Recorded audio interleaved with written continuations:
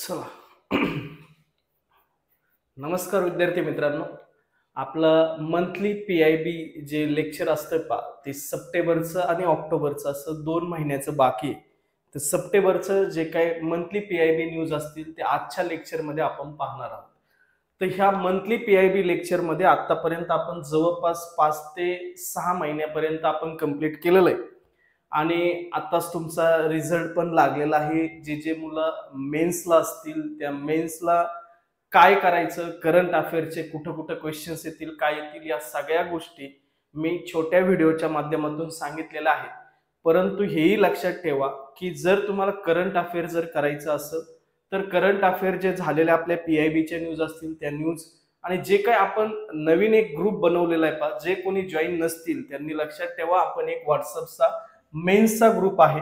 त्या मेन्सच्या ग्रुपला जर तुम्हाला जॉईन व्हायचं असेल तर 70 71 72 66 65 या नंबरवरती तुमचा प्रीचा रिझल्टचा स्क्रीनशॉट हा पाठवायचा आणि त्याच्यानंतर तुम्हाला त्या ग्रुपमध्ये ऍड केलं जाईल.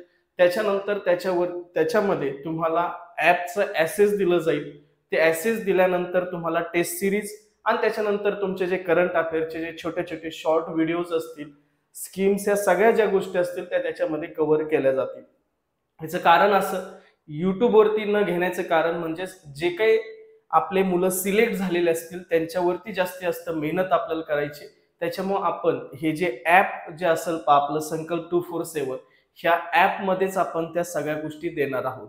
तर हे मंथली पी-आय-बी जे लेक्चर असेल हे युट्यूबला असेल, परंतु बाकीचे जे करंट अफेअरचे जे लेक्चर्स असतील ते लेक्चर्स तुम्हाला जे सिलेक्ट झालेले मुलं असतील त्यांनी या नंबरवरती मेसेज केल्यानंतर तुम्हाला ऍड केलं जाईल आणि त्याच्यानंतर ऍपमध्ये तुम्हाला त्या सगळ्या गोष्टी भेटून जातील. ठीक. तर आपलं आजचं मंथली पी-आय-बी जे लेक्चर असेल ते सप्टेंबर महिन्याचं असेल, ऑक्टोबरचं या 2-3 दिवसामध्ये लगेच येऊन जाईल तर त्याच्यामध्ये सुद्धा आपण जे ऑक्टोबरचे करंट अफेअर्स असेल ते आपण पाहणार. आजच्या लेक्चरमध्ये सप्टेंबरचं जे करंट अफेअर्स असतील किंवा ज्या पी-आय-बीच्या ज्या न्यूज असतील त्याचं आपण अनालिसिस करणार आहेत. तर सुरुवात आपण करणार आहे आजच्या पहिल्या न्यूज पासून. ती पहिली न्यूज आहे world coconut day. World coconut day असेल हा आपण कधी साजरा करतो तर प्रत्येक वर्षाच्या 2 सप्टेंबर ही जी तारीख असेल या तारखेला आपण काय करतो, वर्ल्ड कोकोनट डे साजरा करत असतो. आता याचं आपल्याला पेपरशी काही संबंध आहे का, तर तुम्ही जे जनरल ऍग्रिकल्चर हा जो टॉपिक असतो म्हणजेच याच्यामध्ये तुमच्या इन्स्टिट्यूट्स असतील, वेगवेगळे तुमचे डेज असतील, इयर्स असतील, हे इयर्स तिथं प्रश्न विचारले जातात. म्हणून एखादा अर्धा प्रश्न तुम्हाला त्याच्यावरती विचारला जाऊ शकतो. म्हणून हे डे सुद्धा आपल्याला महत्वाचे असतील. तसाच हा कोकोनट डे आहे. वर्ल्ड कोकोनट डे दरवर्षी आपण 2 सप्टेंबरला काय करत असतो, साजरा करत असतो.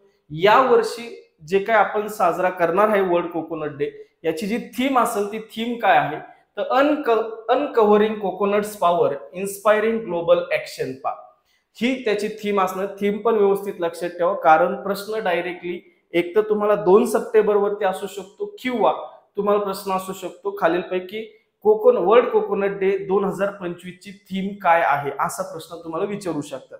त्याच्यामुळे थीम आपल्याला महत्वाची असेल.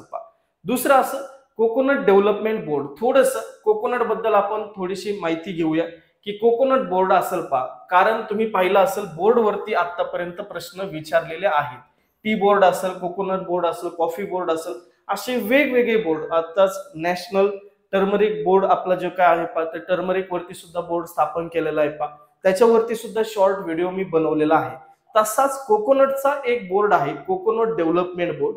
हा जो येतो तो कोणत्या मिनिस्ट्रीच्या अंडरमध्ये येतो तर ते आपल्याला महत्वाचं असेल. ती म्हणजे ऍग्रिकल्चर अँड फार्मर्स वेलफेअर याच मिनिस्ट्रीच्या अंडर हा बोर्ड काम करत असतो. याची इस्टॅब्लिशमेंट जी असेल 12 जानेवारी 1981 ला याची इस्टॅब्लिशमेंट झालेली म्हणजे याची जी स्थापना झाली ती 12 जानेवारी 1981 ला झाली. याची सध्याचे सीओ डॉक्टर प्रभात कुमार हे त्याचे आता सध्याचे सीओ आहेत. कोकोनट बद्दलच्या जे काही डेव्हलपमेंटसाठी म्हणजे वेगवेगळे रिसर्चेस असतील, त्याच्यानंतर वेगवेगळ्या व्हरायटीज डेव्हलपमेंट असेल, अशा सगळ्या ज्या गोष्टी असतील त्या या बोर्डच्या माध्यमातून चालत आलेल्या आहेत. तर हे जे बोर्ड असेल तो आपल्या दृष्टीने महत्वाचा असेल. तर हे होतं वर्ल्ड कोकोनट डेच्या बाबतीत 2 सप्टेंबर आपल्याला लक्षात ठेवायची. त्याच्यानंतर थीम पुढं भारतीय इनिशिएटिव्ह आता हे काय नेमकी. आता अपेडा ही आपली एक संस्था आहे, जी संस्था एक्सपोर्ट जे ऍग्रिकल्चरचे प्रोडक्ट असतील, प्रोसेसिंग प्रोडक्ट यांना एक्सपोर्ट करण्यासाठी ही जी संस्था असेल ही मदत करत असते, अपेडा संस्था, जे की तुम्हाला बऱ्यापैकी माहिती असेल अपेडा बद्दल पा. तर मागच्या पीआयबीच्या लेक्चरमध्ये अपेडा बद्दल मी बऱ्याचशा गोष्टी तिथे एक्सप्लेन पण केलेल्या आहेत. तर ही जी अपेडा जी इन्स्टिट्यूट असेल किंवा ऑर्गनायझेशन असेल, ह्या इन्स्टिट्यूटद्वारे हे भारतीय इनिशिएटिव्ह चालवलं जाणार आहे. हे लॉन्च केलं गेलं कोणातर्फे, तर agriculture and process food products export development authority, म्हणजेच त्याला आपण अपेडा म्हणतो पा. हे लॉन्च कोणी केलं याच्यावरती जर प्रश्न आला तुमचं उत्तर असेल अपेडा पा, भारतीय इनिशिएटिव्ह. दुसरं असं, हे इनिशिएटिव्ह नेमकी काय आहे, याचा उद्देश नेमकी काय आहे पा. तर याचं एम जे आहे पा, जे ऍग्री फूड जे असेल यांना एक्सपोर्ट करण्यासाठी हे भारतीय इनिशिएटिव्ह जे असेल पा ते लॉन्च केलं गेलेलं आहे पा. तर याच्याद्वारे या भारतीय इनिशिएटिव्हच्या द्वारे जे काही ऍग्रिकल्चरचे जे प्रोडक्ट असतील, जे काही ऍग्रिकल्चरच्या बाबतीतले फूड प्रोडक्ट असतील त्यांना मॅक्सिमम आपण जास्तीत जास्त एक्सपोर्ट करण्यासाठी वाव दिला जाणार आहे या भारतीय इनिशिएटिव्ह द्वारे पा. दुसरं ते म्हणजे to empower the 100 agri food and agritech startups पा. तर याच्यामध्ये या भारतीय इनिशिएटिव्ह द्वारे जे काही तुमचे जवळपास स्टार्टअप्स आपण ज्याला म्हणतो पा, ते छोटे छोटे उद्योगधंदे, ते जे स्टार्टअप्स असतील पा, ते स्टार्टअप जवळपास 100 ऍग्री फूड आणि ऍग्री टेक्नॉलॉजीच्या बाबतीतले स्टार्टअप्स हे या भारतीय इनिशिएटिव्ह द्वारे काय केलं जाणार, लॉन्च केले जाणार आहे किंवा तिथं ते राबवले जाणार आहे. दुसरी महत्वाची गोष्ट या इनिशिएटिव्हची म्हणजेच जे काही इनोव्हेशन्स असतील, नवीन नवीन इनोव्हेशन्स असतील, त्याच्यानंतर ज्या नवीन नवीन एक्सपोर्ट मधल्या ऑपॉर्च्युनिटीज असतील वेगवेगळ्या एंटरप्रेन्योरसाठी, तर ह्या ऑपॉर्च्युनिटीज काय आहेत काय नाही किंवा यांना प्रमोट करण्यासाठी ह्या भारतीय इनिशिएटिव्हचा काय होणार आहे, लाभ आपल्याला भेटणार आहे पा.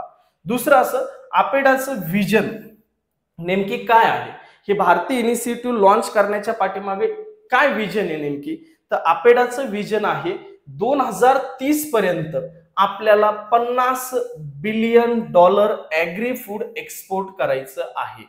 तर 2030 पर्यंत एवढ्या रुपयांचं म्हणजे $50 बिलियन एवढ्या रुपयांचं आपण ऍग्रिकल्चर मधून एक्सपोर्ट करणार आहोत, हे टार्गेट ठेवलेलं आहे. आणि हे टार्गेट कंप्लीट करण्यासाठी हे भारतीय इनिशिएटिव्ह हे काय केलेलं आहे, लॉन्च केलं गेलेलं आहे कोणातर्फे, अपेडातर्फे पा.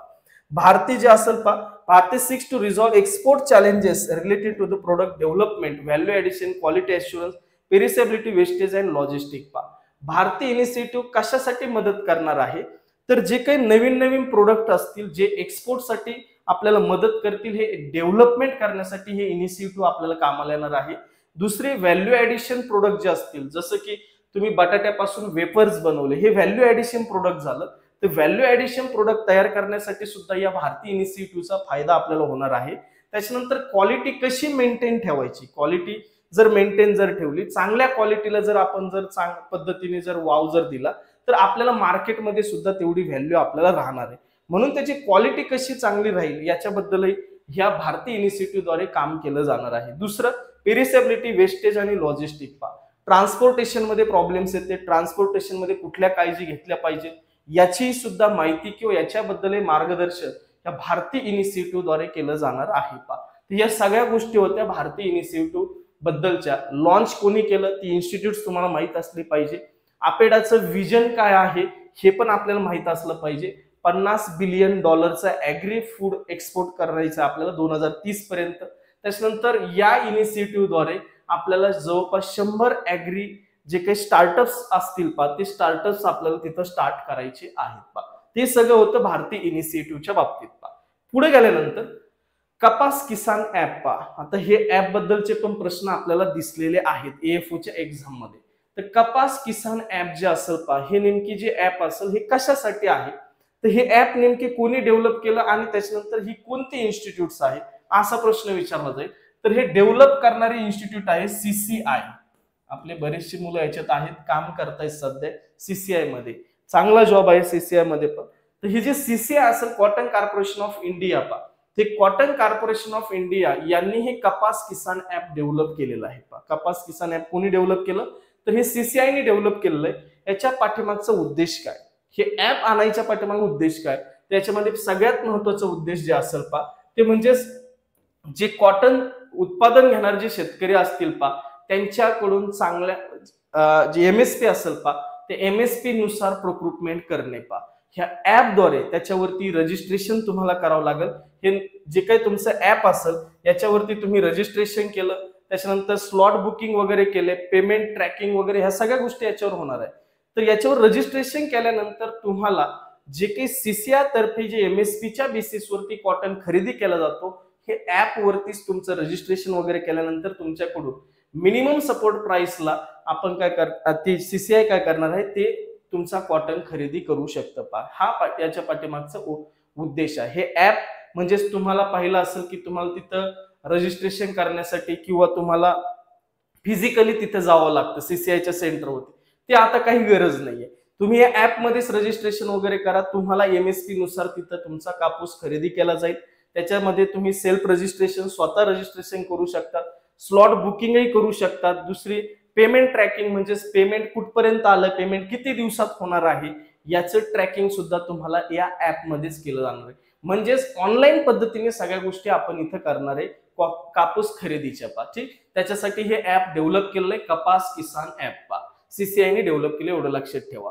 पुढे गेल्यानंतर GST rationalisation boost dairy sector हा जो सप्टेंबरचा जो काही तुमचा पीआयबीच्या न्यूज असतील या न्यूज बऱ्यापैकी जीएसटी वरती असतील कारण जीएसटीचं जे रिडक्शन केलंय किंवा कट केलेला आहे जीएसटी तो वेगवेगळ्या गोष्टीसाठी वेगवेगळ्या स्लॅब्स मध्ये ठेवलेला आहे.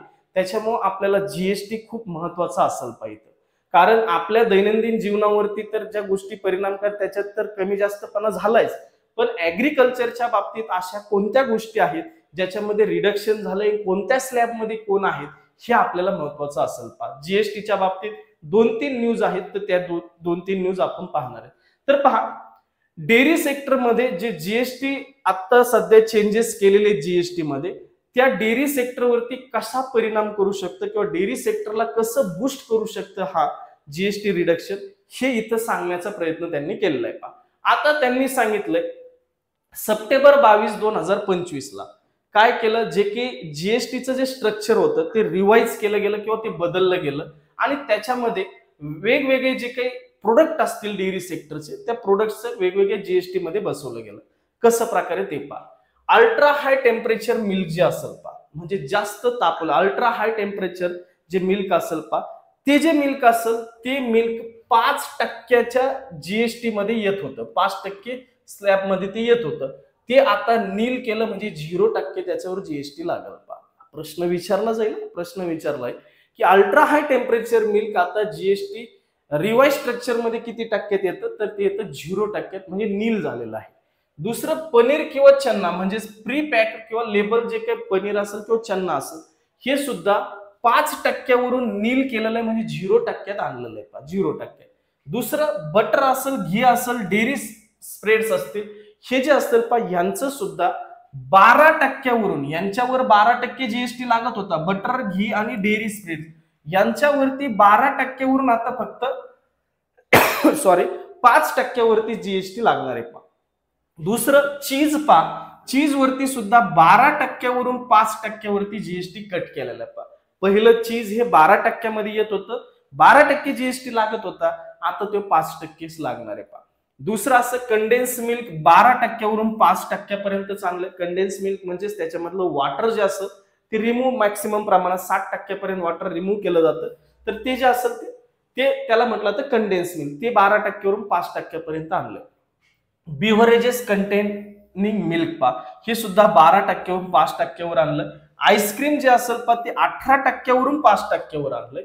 मिल्क कॅन्स जे असतील त्या 12% वरून 5% वरती आणलंय. आता प्रश्न नेमकी सर कसा असू शकतो, आता डायरेक्टली प्रश्न असं काही असे मिल्कचे प्रोडक्ट होते किंवा डेअरी सेक्टर मधले प्रोडक्ट होते जे प्रोडक्ट पहिले 5% जीएसटी मध्ये येत होते, त्यांच्यावर 5% जीएसटी लागायचं, पण ते आता नील केले गेले.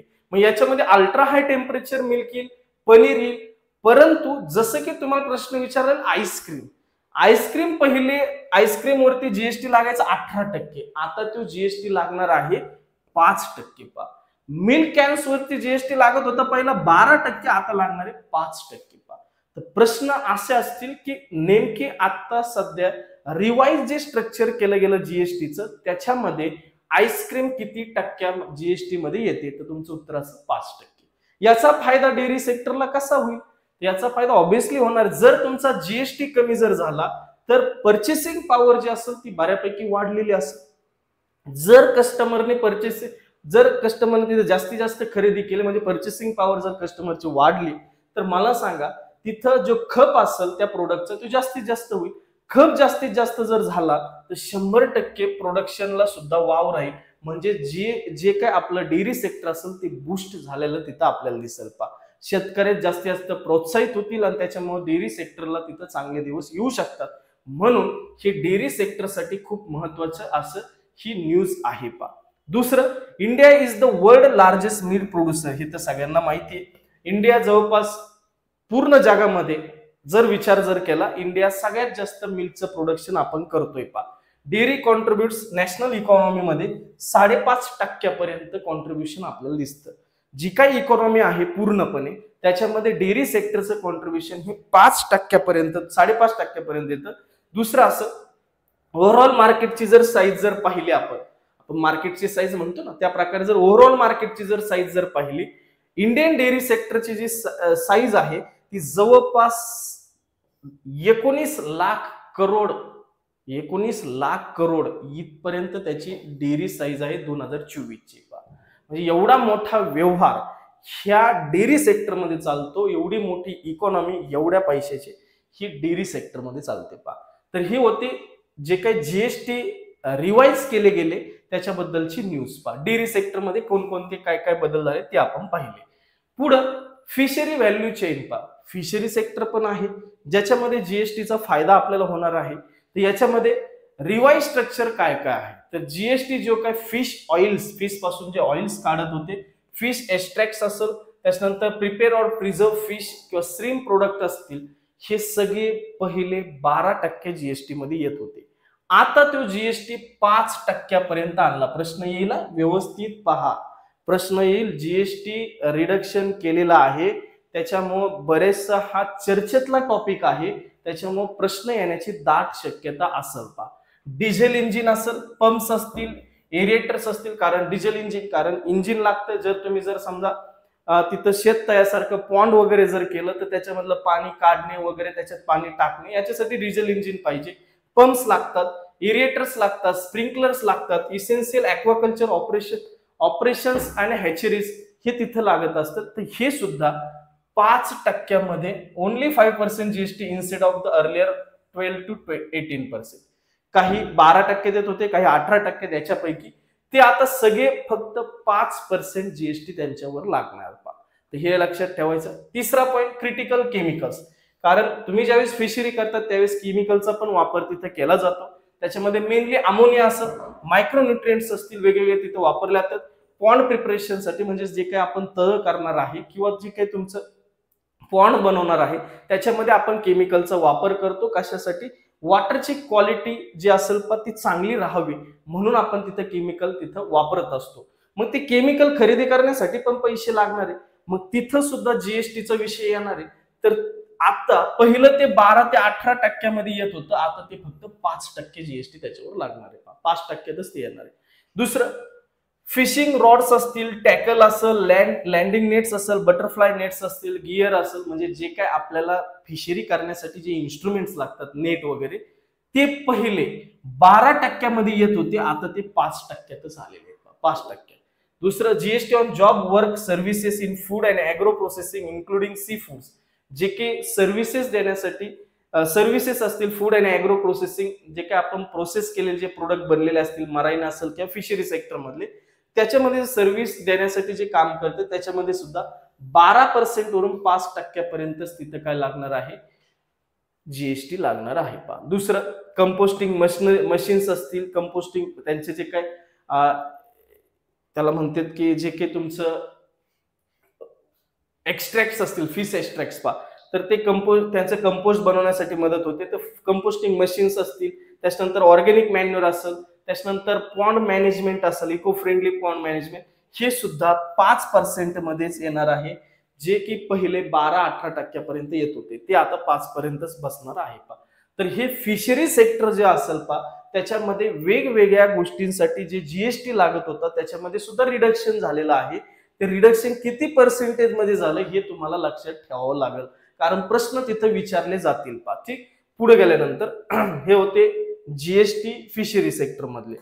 पुढे गेल्यानंतर पहा जीएसटी ऑन पॅकिंग पेपर, ते पॅक करण्यासाठी पेपर वगैरे लागतील, केसेस किंवा क्रेट्स वगैरे लागतात पहा, कॅरेट्स वगैरे, ते आपण पॅकिंग करण्यासाठी फिश जे असतील ते एका जागेवरून दुसऱ्या जागेवर जर पाठवायचे असेल तर पॅकिंग पेपर वगैरे तिथे लागतात. ते पेपरला सुद्धा पैसे लागतात. पण खरेदी केलं म्हणजेच तुमचं जीएसटी आहे ना, ते सुद्धा आता 5%मध्येच बसणार आहे पहा, 5%मध्ये. दुसरं ट्रॅक्टर्स असतील पहा, ट्रॅक्टर्स 1800 सीसीच्या खालचे जे काही ट्रॅक्टर्स असतील, 1800 सीसी पेक्षा खालचे ट्रॅक्टर्स, हे जे ट्रॅक्टर्स असतील किंवा ट्रॅक्टरचे कंपोनंट्स असतील वेगवेगळ्या, त्याच्या पाठीमागे जे अवजारे लागतात ट्रॅक्टरचे, ते अवजार असतील 1800 सीसीच्या खालच्या वर का, ते सगळे 5%मध्येच बसणार आता.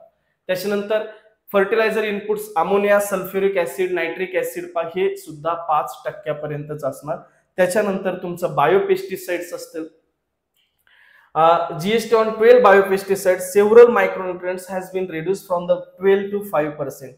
जे बायोपेस्टिसाइड्स तिथं यूज केले जात होते ते बायोपेस्टिसाइड्स असतील.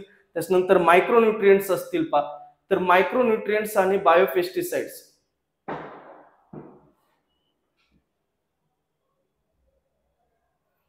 हे जे असतील पा, हे 12%वरून 5%पर्यंत आपल्याला तिथे दिसतं पा. ठीक, पुढे गेल्यानंतर पुढे गेल्यानंतर ते म्हणजे annual licensing policy for cultivation of opium poppy पा. आता तुम्ही जर पाहिलं असेल, आफूची शेती ज्याला म्हटलं जातं पा, त्याच्यासाठी लायसन असणं महत्वाचं आहे, लायसन असणं महत्वाचं आहे. मग ते जे लायसन मिळवण्यासाठी आता वेगवेगळे तिथं जे काही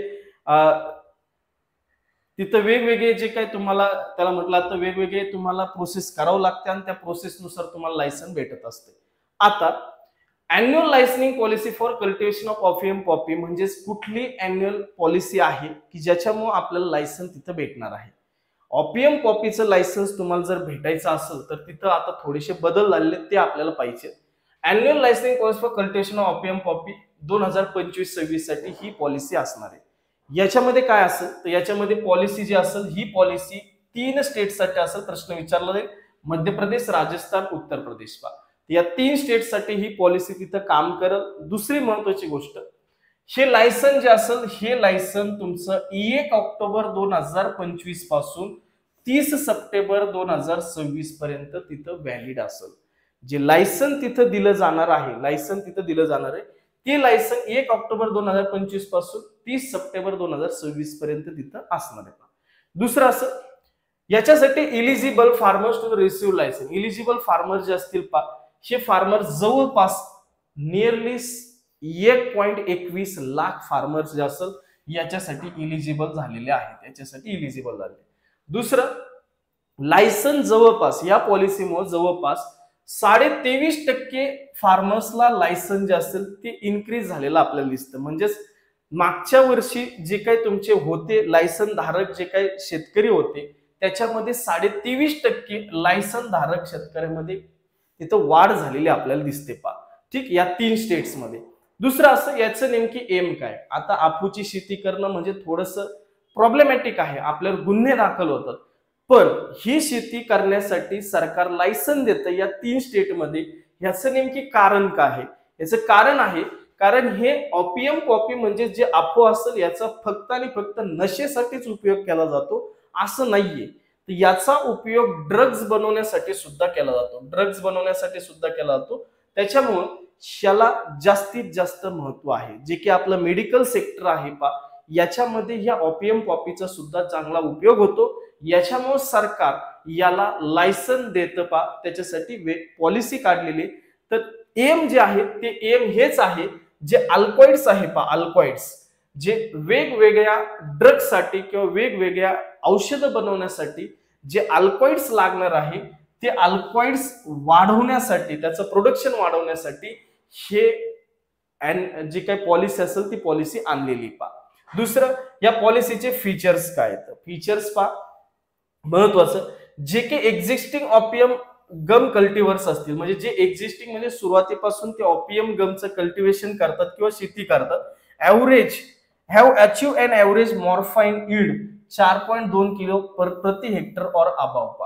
जे एक्झिस्टिंग आहे ही लायसनची जी पॉलिसी असेल याच्यामध्ये कोण फार्मर्स असतील, जे एक्झिस्टिंग असेल त्यांचं प्रोडक्शन मॉर्फिनचं 4.2 किलो प्रति हेक्टर किंवा त्याच्यापेक्षा जास्त असलं पाहिजे.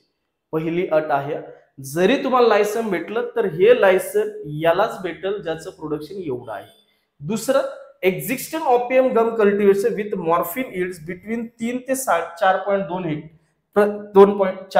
किलो प्रति hectare are now eligible to cultivate on lands poppy straw under the concentrate poppy straw method. या जर समजा त्यांचं यील्ड जर एवढं आलं तर ते इलिजिबल असतील. जे पॉपी स्ट्रॉ असेल ते पॉपी स्ट्रॉ मेथडने कल्टिवेशन करण्यासाठी इलिजिबल असतील. किती वर्षासाठी? 5 इयर लायसन्स व्हॅलिडिटी. 5 वर्ष त्यांचं लायसन हे व्हॅलिड राहील.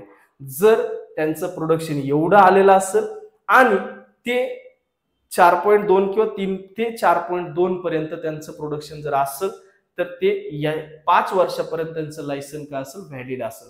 तर हे शेतकरी याच्यामध्ये येतील. तर याच्यामध्ये लक्षात हे ठेवतात की जी काय अॅन्युअल लायसन पॉलिसी जी असेल ऑपियम पॉपीसाठी ही 2025 ऑक्टोबर पासून 30 सप्टेंबर 2026 पर्यंत असेल. दुसरी महत्वाची गोष्ट, तुम्हाला याच्यामध्ये प्रश्न जर विचारला तर तुम्हाला प्रश्न विचारतील की ही नेमकी कशासाठी केलं जातं? जे की मेडिकल सेक्टरसाठी जे अल्कॉइड्स लागतं त्याचा मॅक्सिमम त्याचा सप्लाय झाला पाहिजे याच्यासाठी याला जास्तीत जास्त काय केलं जातं? याला प्रमोट केलं जातं किंवा ही पॉलिसी त्याच्यासाठी आणली गेलेली आहे. अल्कॉइड्स मेडिकल सेक्टरसाठी पाहिजे म्हणून. ठीक. पुढं प्रश्न विचारला 4.2 किलो प्रति हेक्टर एवढं उत्पन्न मॉर्फिनचं त्या ऑपियम पॉपी पासून तुम्हाला आलं पाहिजे तर तुम्ही ते लायसन तिथं इलिजिबल असताल. आणि तुम्हाला जर समजा पॉपी स्ट्रॉ मेथडने तुम्हाला पॉपी स्ट्रॉ जरचं प्रोडक्शन घ्यायचं असेल तर तुमचं 3 ते 4.2 किलो एवढं प्रति हेक्टर उत्पन्न असलं पाहिजे तर तुम्ही त्याच्यासाठी 5 वर्ष व्हॅलिड राहू शकता जर तुमचं एवढं उत्पन्न आलं तर एक्झिस्टिंग कल्टिवेटरसाठी. ठीक.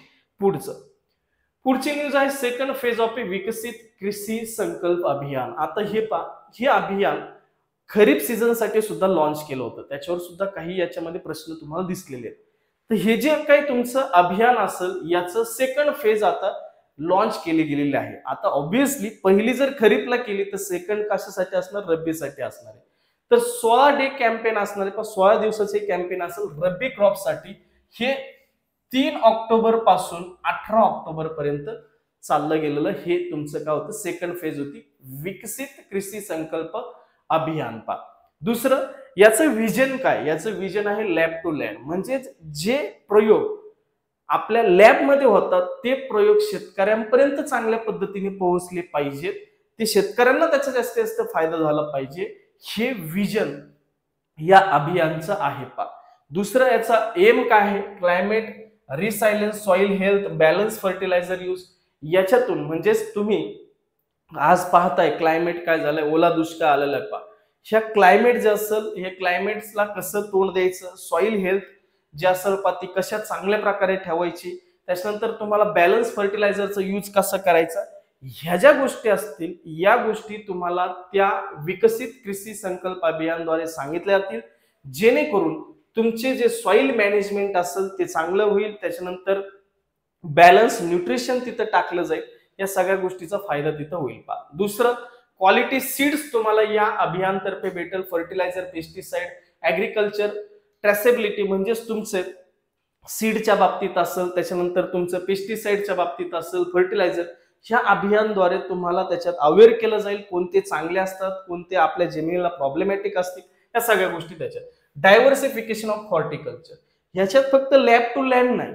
शेतकरी जो असेल तो पारंपरिक पिकं घेतो, परंतु तो जर हॉर्टिकल्चर कडे जर आला तर त्याला जास्तीत जास्त फायदा होऊ शकतो. म्हणून हॉर्टिकल्चरचं डायव्हर्सिफिकेशन जे असेल ते चांगल्यापैकी, म्हणजेच तुमचं एक्सपोर्ट क्वालिटीचे कशा प्रकारे फळं बनवले पाहिजेत, व्हेजिटेबल्स कशा प्रकारे पाहिजेत, हे सगळ्या गोष्टी या अभियानद्वारे तुम्हाला सांगितल्या जातील. त्याच्यानंतर जे की कृषी विज्ञान केंद्र जे आहे पा त्यांचं एक्सटेन्शनसाठी खूप मोठ्या प्रमाणात तिथं उपयोग केला जातो, तर त्यांचा सुद्धा तिथं या अभियानाद्वारे उपयोग केला आहे. त्याच्यानंतर सेंट्रली स्पॉन्सर्ड ज्या स्कीम्स असतील पा त्या स्कीम्स तुमच्यापर्यंत पोहोचल्या पाहिजेत, ह्या अभियानाचा तो उद्देश आहे.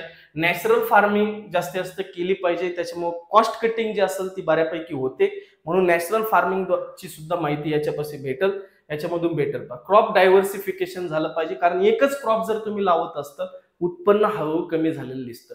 डायव्हर्सिफिकेशन जर आणलं तर तुम्हाला बऱ्यापैकी सॉइलची हेल्थ चांगली दिसते, प्रोडक्शन पण चांगल्या प्रकारे दिसतं, अशा प्रकारे आपल्याला फायदा होतो पा. दुसरं ते म्हणजे fertiliser availability during the rabi crops पा. जे status of a fertiliser availability, कारण तुम्ही पाहिलं असेल युरियाचा सगळ्यात मोठा प्रॉब्लेम झाला पा खरीप मध्ये. आता त्याच्यासाठी रशियामध्ये आपण प्रकल्प युरियाचं प्रोडक्शन घेण्यासाठी एक प्रकल्प इस्टॅब्लिश करतोय पा, कारण जे खरीप मध्ये आपल्याला प्रॉब्लेम चालते ते यायला नको रब्बीमध्ये, म्हणून तिथं आपण रशियामध्ये एक प्रकल्प इस्टॅब्लिश करतोय. त्याच्यामुळे जे फर्टिलायझरची अवेलेबिलिटी जी आहे पा ती या अभियानाद्वारे सुद्धा घेतली जाईल. त्याच्या इंटिग्रेटेड फार्मिंग सिस्टीम तिथं विकसित कृषी संकल्प अभियान हे जे खरीप क्रॉप साठी केलं होतं ते केलं होतं मे 29, 2025 ते जून 12 पर्यंत हे अभियान चाललं होतं. 2 डेट लक्षात ठेवायच्या. रब्बीमध्ये सेकंड फेज आहे, पहिली फेज ही खरीप क्रॉप साठी होती, ती 29 मे पासून 12 जून पर्यंत चाललं. आता हे 3 ऑक्टोबर पासून 18 ऑक्टोबर पर्यंत चाललेली सेकंड फेज होती. प्रश्न याच्यावरतीच असेल, या 2 वाक्यावरती जास्त करून प्रश्न असू शकतो. ठीक, पुढं 6 सॉर्टेड सिमेंट फॅसिलिटी पा. आता ही महत्वाची न्यूज आहे पा. आपल्या AHDS जे काय सेक्टर आहे पा, animal husbandry and dairy science, तर याच्यासाठी ही सगळ्यात महत्वाची न्यूज आहे पा. बिहारचं इलेक्शन आहे, बिहारमध्ये हा प्लांट आहे पा. याचा फायदा नेमकी कसा होणार आहे पा. इलेक्शन सोडा, परंतु आपल्याला ह्या प्रकल्पाचा फायदा तिथल्या शेतकऱ्याला कशा प्रकारे होऊ शकतो, तर याचं उद्घाटन जे असेल 6 सॉर्टेड सिमेंट फॅसिलिटी, म्हणजेच इथं जे सिमेंट असेल 6 सॉर्टेड सिमेंट फॅसिलिटी तिथं आणली जाईल. ही काय असतं काय नाही मी सांगतो, पण ह्या प्रकल्पाचं उद्घाटन हे आपले जे माननीय पंतप्रधान आहे श्री नरेंद्र मोदी पा यांच्या हस्ते तिथं केलं गेलं. इस्टॅब्लिश अंडर, प्रश्न विचारला जाईल, 6 सॉर्टेड सिमेंट फॅसिलिटी जी बिहारमध्ये इस्टॅब्लिश झाली ती कोणत्या मिशनच्या अंडर इस्टॅब्लिश झाली असा प्रश्न असेल. राष्ट्रीय गोकुल मिशन हे मिशनच्या अंडर ही फॅसिलिटी तिथे येणार आहे पा.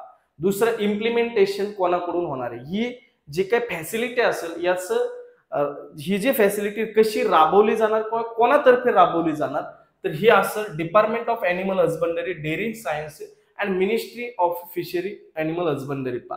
जे ॲनिमल हजबंडरी जी मिनिस्ट्री आहे त्याचं जे डिपार्टमेंट आहे ॲनिमल हजबंडरी, त्याच्याद्वारे ही इम्प्लिमेंट तिथं केली जाणार आहे फॅसिलिटी. ही फॅसिलिटी म्हणजेच हा प्रकल्प कुठे इस्टॅब्लिश होणार आहे, तर जे बिहार आहे, बिहार पूर्णिया एक शहर आहे बिहार मधलं, या पूर्णियामध्ये आपल्याला हे जे काय प्रकल्प असेल हे आपल्याला दिसेल. याच्यासाठी किती रुपये दिले गेलेले आहेत, त्याच्यासाठी 10 करोड रुपये दिले गेलेले आहेत. पूर्णिया हे एक नाव लक्षात ठेवायचं बिहारमध्ये, आणि नाव अजून लक्षात ठेवायचं राष्ट्रीय गोकुल मिशन पा. याची कॅपॅसिटी किती आहे, जवळपास 5 लाख डोस पर इयर एवढे तिथं तयार केले जाते. आता इथं नीट लक्षात, ही सगळी माहिती सांगितली सर, पण नेमकी हे काय आहे हेच कळलं नाही. तर हे जे असेल पा 6 सॉर्टेड सिमेंट फॅसिलिटी, याच्यामध्ये 6 जे असेल पा सॉर्टिंग कोणती टेक्निकने केलं जाणार आहे, गॉसॉर्ट टेक्नॉलॉजीने ही 6 सॉर्टिंग तिथे केली जाणार. म्हणजेच काय काय केलं जाणार आहे नेमकी, ही जी गॉसॉर्ट जी काही टेक्नॉलॉजी आहे, तर ही गॉसॉर्ट टेक्नॉलॉजी काय करत. आता तुम्ही जर पाहिलं असेल की आपल्याला डेअरी सेक्टरमध्ये आपल्याला सगळ्यात महत्वाचं कोण आहे, तर आपल्याला सगळ्यात महत्वाचे जे फिमेल कॅटेगरी आहे, ती फिमेल कॅटेगरी आपल्यासाठी महत्वाची. का फिमेल कॅटेगरी, कारण फिमेल जे असेल पण ते आपल्याला मिल्कचं प्रोडक्शन पण देणार आहे. मिल्कचं प्रोडक्शन जे भेटणार आहे ते जास्तीत जास्त फिमेल पासूनच भेटणार आहे. मग जेवढ्या जास्त फिमेल तेवढं मिल्कचं प्रोडक्शन पण जास्त. मग जर आपण पाहिलं मेल मध्ये एक्स आणि वाय असे क्रोमोझोम असतील आणि फिमेल मध्ये एक्स आणि एक्स असे क्रोमोझोम असतील, पण इथं जर समजा वाय जर खाली आला आणि वाय जर डॉमिनंट असेल तर तिथं मेल हा जे असेल पा ते होण्याचे चान्सेस जास्त असतात. पण जर समजा त्याला शॉर्ट आउट केलं आणि त्याला जास्त करून एक्स ठेवण्याचा प्रयत्न केला, म्हणजेच खाली जे येणार ते एक्स एक्स येईल, म्हणजेच फिमेलचं प्रमाण तिथं वाढू शकतं. मग आपण हे काय करतोय, शॉर्ट आउट करतोय. पण शॉर्ट आउट करण्यासाठी कोणती टेक्नॉलॉजी वापरतोय, तर गॉसॉट टेक्नॉलॉजी वापरतोय. जास्तीत जास्त जी फिमेल असेल पा त्या फिमेल तिथं तयार झाल्या पाहिजे, फिमेल जास्तीत जास्त तयार झाले पाहिजे. बर्थ रेट जो असेल ते फिमेलचा वाढला पाहिजे, म्हणजेच फिमेल काल्स जे असतील ते जास्तीत जास्त तिथं जन्मल्या पाहिजेत पा, मेल नकोय. याचं कारण मिल्कचं प्रोडक्शन जे असेल ते आपल्याला वाढवायचे पा. दुसरं, गॉसॉट technology short the semen insure higher livelihood of a female cows with an accuracy up to 90%. याची अॅक्युरसी 90% आहे. तर हे आपल्याला एवढं पॉइंट्स लक्षात असले पाहिजेत. 6 सॉर्टेड सिमेन फॅसिलिटी काय आहे, नेमकी ती कसं काम करते ते मी तुम्हाला सांगितले थोडक्यात. दुसरं, हा जो प्रोजेक्ट किंवा ही जी फॅसिलिटी आहे ही कुठं आहे, पूर्णिया बिहारमध्ये इस्टॅब्लिश होणार आहे. हे station, cement station Purnia Bihar मधलं जे आहे तिथं ही फॅसिलिटी लॉन्च केली गेली. दुसरं, याला सेंट्रल असिस्टंट 10 करोड रुपयाचं दिलं जाणार आहे. कॅपॅसिटी याची 5 लाख डोसेस पर इयर आहे. याच्यानंतर तुम्हाला ही जी फॅसिलिटी आहे कोणत्या मिशनच्या अंडर केली जाणार, गोकुल मिशनच्या, हे तुम्हाला प्रश्न विचारला जाईल पा. ठीक. आणि याची अॅक्युरेसी किती आहे, 90%. पुढे गेल्यानंतर वर्ल्ड ओझोन डे पा. वर्ल्ड ओझोन डे आहे 16 सप्टेंबरला. किती, वर्ल्ड ओझोन डे 16 सप्टेंबरला आहे पा. तर वर्ल्ड ओझोन डे असेल ते सप्टेंबर 16 ला आहे. 1987 ला त्या फर्स्ट वर्ल्ड ओझोन डे साजरा करायला सुरुवात केली ते आपण 16 सप्टेंबर 1987. 16 सप्टेंबर 1987 ला आपण पहिला ओझोन डे साजरा केलेला आहे. या वर्षीची जी थीम आहे 2025 ची, ही थीम आहे from science to global action. ही त्याची थीम आहे, ही आपल्याला लक्षात ठेवायचंय पा. दुसरं, पुढे गेल्यानंतर पुढची न्यूज आहे मैत्री 2.0 पा. मैत्री 2.0 हे नेमकी काय आहे, तर मैत्री 2.0 हे एक आपल्याला असं म्हणता येईल की ह्या दोन देशांमधला कराराचं नाव आहे. मग ते दोन देशाचं नाव विचारलं जाईल पेपरला, म्हणून हे पॉइंट मी घेतलेला आहे. मैत्री 2.0 हे जे काय आहे हे नेमकी कोणत्या दोन देशांमध्ये आहे, तर तुम्हाला प्रश्न विचारला जाईल हा, तर तुमचं उत्तर असेल इंडिया आणि ब्राझील. इंडिया आणि ब्राझील. इंडियाची जी काही Indian council of agriculture research म्हणजे ICAR आहे, याचा tie up Brazilian agriculture research corporation याच्या बरोबर केला गेलेला आहे. हा MOU जो आहे या दोन देशाच्या इन्स्टिट्यूट्स मध्ये आहे, ICAR आणि ऍग्रिकल्चरची जी इन्स्टिट्यूट्स आहे ब्राझील मधली त्यांच्यामधला. आता हे ICAR जे आहे second edition of Brazil India cross incubation programme in agri technology. Agriculture मध्ये ज्या वेगवेगळ्या टेक्नॉलॉजी वापरल्या जातील यांच्या ह्या टेक्नॉलॉजी एक सामंजस्याने दोन्ही देशामध्ये सामंजस्याने आपण शेअर करणार आहोत वेगवेगळ्या टेक्नॉलॉजी. त्या करारासाठी ह्या दोन इन्स्टिट्यूट एकत्र आलेल्या आहेत. याचा ऑब्जेक्टिव्ह काय आहे, बायलॅटरल कोऑपरेशन पा. दोघांना एकमेकांना फायदा होणार आहे. तिथलं इनोव्हेशन्स आपल्याला भेटणार, आपलं इनोव्हेशन्स त्यांना भेटणार. या दोघांचा पण फायदा दोन्हीही देशांना तिथं होऊ शकतो पा. ऍग्रीटेक इनोव्हेशन जे काही तुमचे सस्टेनेबल फार्मिंग साठी वेगवेगळ्या तुमच्या टेक्नॉलॉजी असतील, डिजिटलायझेशन ऍग्रिकल्चर, मॉडर्न ऍग्रिकल्चर मध्ये असेल, तर त्याच्यानंतर AIचा उपयोग असेल, इंटरनेटचा उपयोग असेल, अशा सगळ्या बाबतीतले जे इनोव्हेशन्स असतील ते इनोव्हेशन्स ह्या मैत्री 2.0 हे जो प्रोग्राम आहे याच्याद्वारे तिथं आपल्याला दोन्ही देशाला फायदा झालेला दिसेल पा. इन्क्युबेशन पार्टनरशिप, जे वेगवेगळे स्टार्टअप्स आहेत, वेगवेगळ्या इन्स्टिट्यूट्स काम करत असतात ऍग्रिकल्चर मधले, त्या इन्स्टिट्यूटचं सुद्धा कोलॅबरेशन किंवा पार्टनरशिप आपल्याला तिथं झालेली दिसेल पा. त्याच्यानंतर सस्टेनेबल ऍग्रिकल्चरसाठी, फूड सिक्युरिटीसाठी, न्यूट्रिशनल सस्टेनेबिलिटीसाठी, क्लायमेट जे चेंज होतं याच्यामधले जे काही बदल कसे होतात, काय होतं याच्यामधले रिसर्च वगैरे, याच्यामध्ये सुद्धा फायदा आपल्याला होऊ शकतो. व्हॅल्यू चेन डेव्हलपमेंटसाठी सुद्धा इथं आपल्याला फायदा होऊ शकतो. प्रश्न फक्त एवढाच असेल की मैत्री 2.0 जे असेल म्हणजे पहिली दुसरी फेज आहे ही, तर हे प्रोग्राम किंवा हे जे मैत्री 2.0 हे कोणत्या दोन देशांमध्ये आहे, तुमचं उत्तर असेल इंडिया आणि ब्राझील पा. ठीक. आणि त्याच्यात जर का समजा तुम्हाला इन्स्टिट्यूट विचारले, तुमचं उत्तर असेल ICAR आणि त्याच्यानंतर त्यांची institute Brazilian agriculture research corporation पा. ठीक. पुढे नॅशनल ई गव्हर्नन्स अवॉर्ड 2025 ही न्यूज मी मागच्या महिन्यात पण कव्हर केलेली आहे. या महिन्यात सुद्धा ती PIBच्या न्यूज मध्ये दिलेली होती म्हणून मी टाकलेली. याच्यामध्ये फक्त एवढं लक्षात ठेवा की पंचायत राज तर्फे दिले जाणारे अवॉर्ड्स आहेत. तर हे डिजिटल सर्व्हिस जे असेल पा ग्रामपंचायत थ्रू जे काही डिजिटल सर्व्हिस दिल्या गेलेल्या आहेत तर ह्या चांगल्या पद्धतीने कुठं दिल्या गेलेल्या आहेत त्याच्यानुसार हा अवॉर्ड दिला गेलेला आहे 2025चा. तर गोल्ड अवॉर्ड आपल्या महाराष्ट्राला जी रोहिणी ग्रामपंचायत आहे धुळे डिस्ट्रिक्ट मधली तिथं आपल्याला भेटलेला आहे.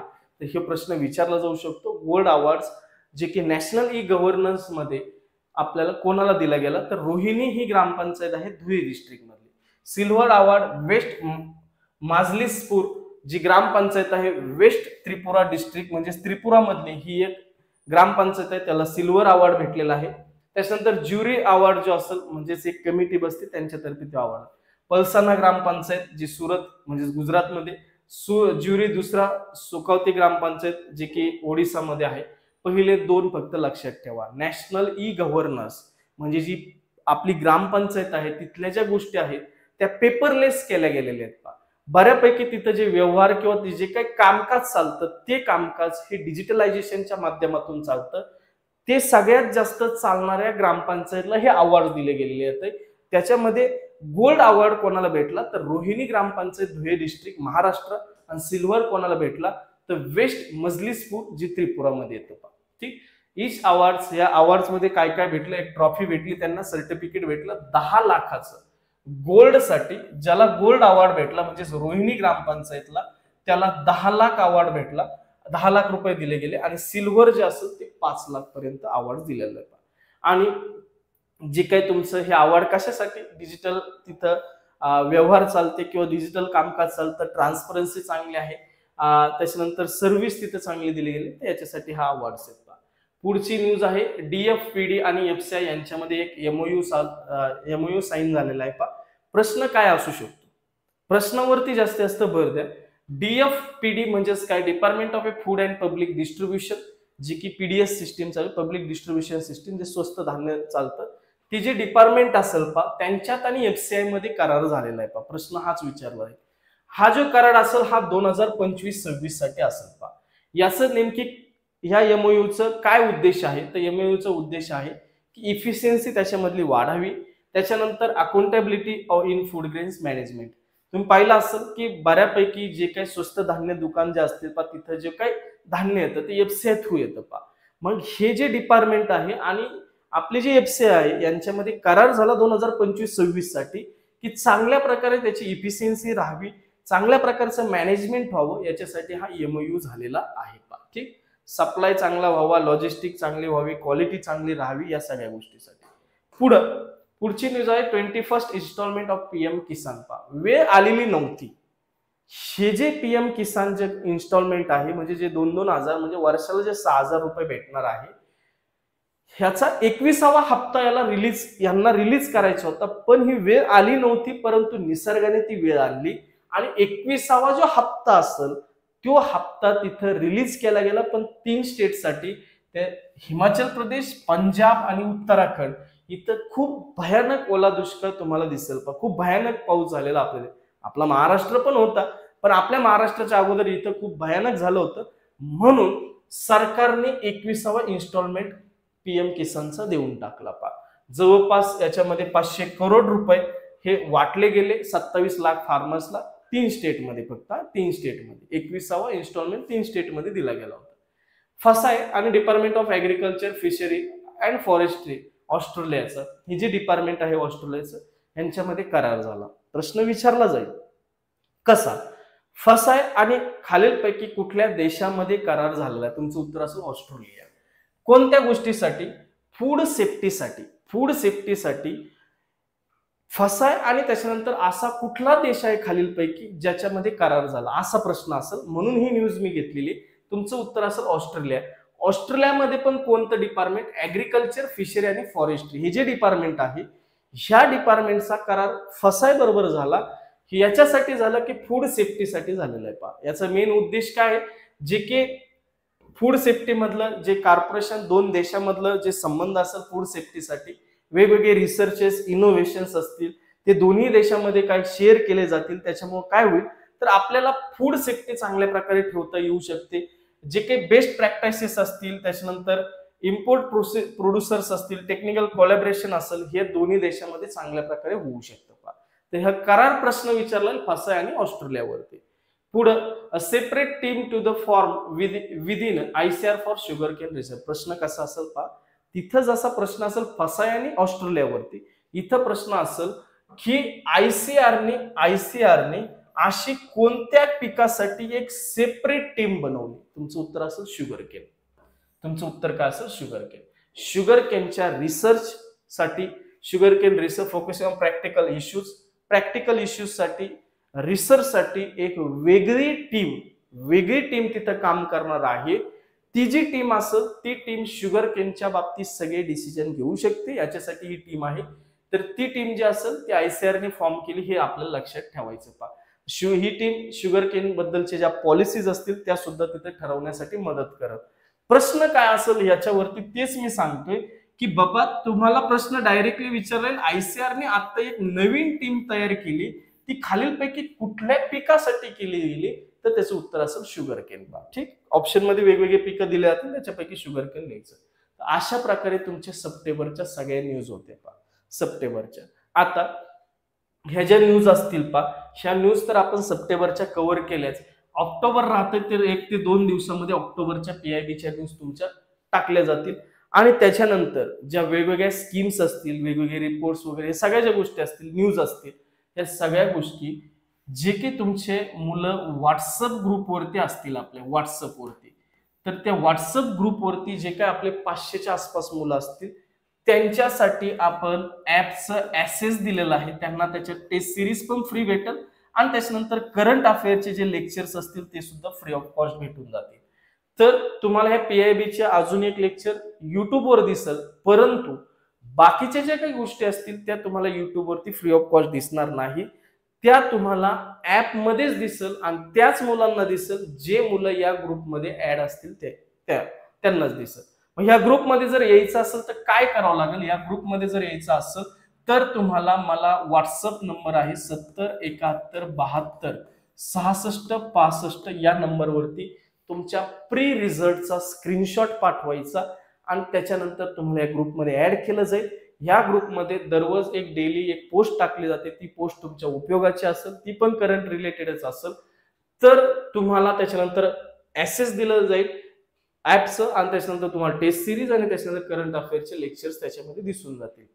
या 15 दिवसामध्ये जे काही तुमचे करंट अफेअर्स असेल त्याचं अजिबात टेन्शन घेऊ नका. मॅक्सिमम आमच्याकडून प्रयत्न असेल की तुमच्या सगळ्या न्यूज, सगळ्या जे काही तुमच्या स्कीम्स वगैरे सगळ्या त्याच्यामध्ये कव्हर केलं जाईल. कुठली गोष्ट राहणार नाही याची आम्ही काळजी घेऊ. कारण आता हे वेळ नाही 15 दिवसात की तुम्हाला सॉइल सायन्स शिकवत बसलो, तुम्हाला ASDS शिकवत बसलो आणि तुम्ही मेन्सला जर जाताय तर तुम्हाला तेवढं कळतंय की कोणत्या सब्जेक्ट मधले कुठल्या पॉइंट्स करायचे, त्याच्याबद्दलही मी एक लेक्चर घेईल, ते सुद्धा ऍप मध्येच असेल. तर करंट अफेअर्स तुम्हाला लगेच करंट अफेअर्स आहे तर मग मी करंट अफेअर्सच वेळ देतो जास्तीत जास्त. अरे बाबा याचे 5 क्वेश्चन्स असतील, जास्तीत जास्त 6-7 क्वेश्चन्स असतील, पण बाकीचे क्वेश्चन तुमच्या सिलेबसवर असतील, तर त्या करंट अफेअर्समुळे तिकडे परिणाम होऊन देऊ नका. त्याच्यासाठी करंट अफेअर्ससाठी आम्ही आहोत. तुमचे सगळे करंट अफेअर्स बऱ्यापैकी कंप्लीट केले जातील. ते ऍप मध्ये होईल एवढं फक्त आहे. ते युट्यूबवर वगैरे होणार नाही. याचं कारण जे मुलं त्या मेन्ससाठी क्वालिफाय त्यांच्यावरच चांगली मेहनत आपल्याला घ्यायची, म्हणून त्या गोष्टी केलेल्या आहेत. याच्या पाठीमागे दुसरा कुठलाही उद्देश नाही. ठीक, तर आपण इथं थांबूया. पुन्हा भेटूया असेच नवीन एखाद्या करंट अफेअरच्या किंवा एखाद्या पॉइंटच्या लेक्चरमध्ये. तोपर्यंत धन्यवाद. थँक्यू.